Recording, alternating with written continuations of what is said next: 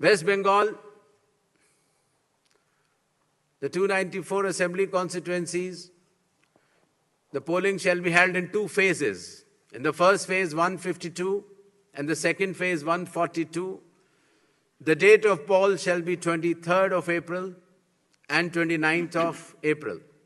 And the counting shall be together for all, that is 4th of May 2000. All 126 assembly constituencies for Assam, the polling shall be just in one phase, and the polling shall take place on 9th of April, Thursday, 2026. The counting shall be on 4th. Tamil Nadu, all 234 assembly constituencies will go for poll on 23rd of April in one phase, and the counting shall be on the same day for all the 5 states/UT, that is 4th of May 2026. All 140 assembly constituencies of Kerala shall also go for polling